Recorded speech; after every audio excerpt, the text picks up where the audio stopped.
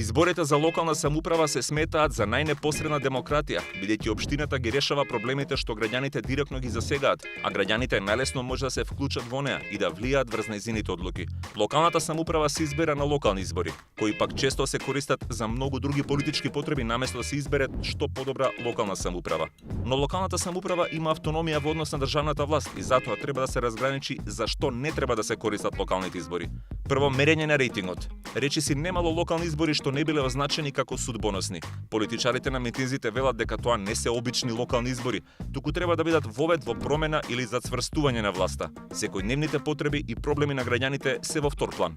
Второ, промовирање кандидати за повисоки функции. За многу градоначалници функцијата е загревање, додека нивната партија дојде на власт, која ќе станат министри, а ќе ги остават граѓаните со некој вршител на должноста градоначалник, за кого тие не ни гласале. Трето, вдомување кандидати што се веќе на повисоки функции. Ова најчесто се прави кога некој пратеник, министер или директор е популарен поради својата работа, па таа популарност треба да се искористи за да се добијат повеќе гласови на локалните избори. На граѓаните им останува само да погодуваат колку со полно работно време ја извршувал државната функција, а истовремено доволно се запозна со локалните проблеми што треба да им ги реши. Особено ако кандидатот си остане на функцијата до изборите, па потоа размислува дали ќе ја промени. Четврто, логистика на владеачката партија да остане на власт.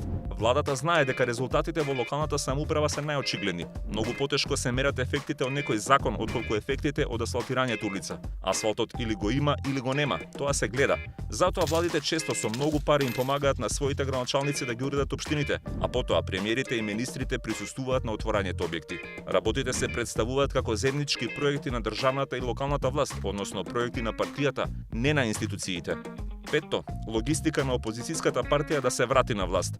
Кога градоначалниците и препаѓаат на опозицијата, понекогаш влегуваат во постојана кампања за да докажат колку се подобри од владеачката партија.